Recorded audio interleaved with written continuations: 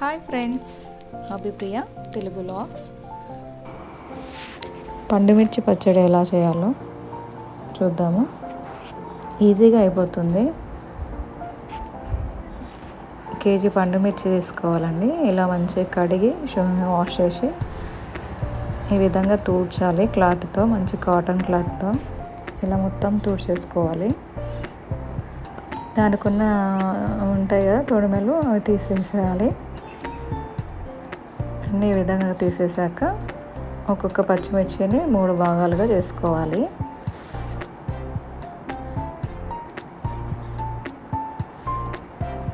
ఇలా ఆ విధంగా అన్నీ కట్ చేసుకొని పెట్టుకోవాలి. తర్వాత మీకు కావాల్సింది చింతపండు. ఒక నిమ్మకాయ కంటే కొంచెం ఎక్కువ అండి. ఎవరైనా పుల్లగా తినేవాళ్ళు ఉంటే కొంచెం ఎక్కువ పెట్టుకోవచ్చు.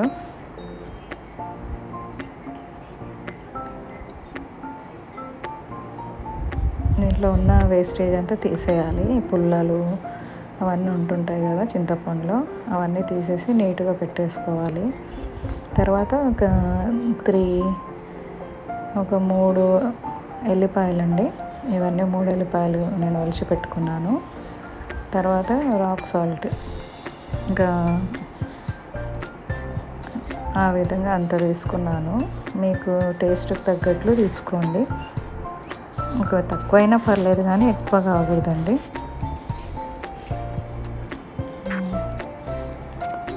ఇదంతా ఒక జార్ తీసుకొని ఇందులో చింతపండు, సాల్ట్ వేసి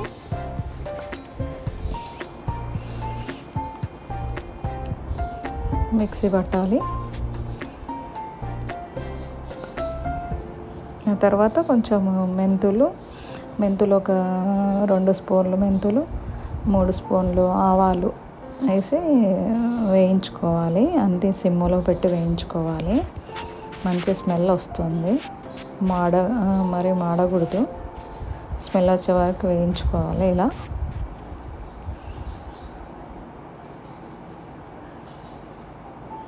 దీనిలోని కూడా సేమ్ మన చింతపండు, ఉప్పు మిక్సీ పట్టాము కదా, అందులోనే వేసి మళ్ళీ గ్రైండ్ చేసేసుకోవాలి.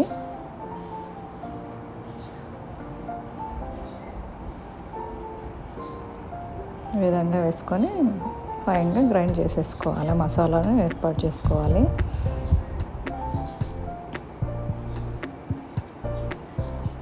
చూడండి ఏ విధంగా గ్రైండ్ అయి ఉంటుంది.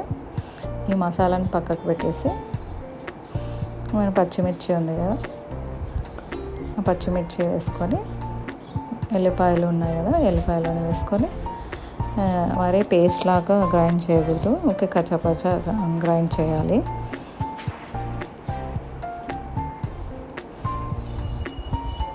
అన్నీ వేసుకొని గ్రైండ్ చేయాలి. ఈ విధంగా గ్రైండ్ చేసుకోవాలి.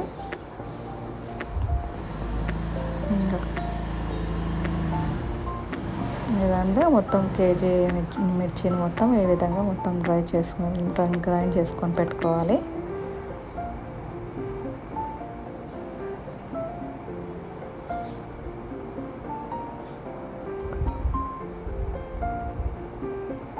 ఇది పెరుగన్నంలో తింటే చాలా సూపర్ ఉంటుందండి. అంతా కలిపి మసాలా కూడా గ్రైండ్ చేసాం కదా ముందు, ఆ మసాలాను వేసి కలిపేయాలి. ఈ విధంగా ఆ మసాలా వేయడం క్లిప్పింగ్ మిస్ అయిందండి. గ్రైండ్ చేసుకున్న మసాలా, పచ్చిమిర్చి అంతా కలిపి మంచిగా ఇలా బాక్స్లో ఎత్తి పెట్టుకోవాలి.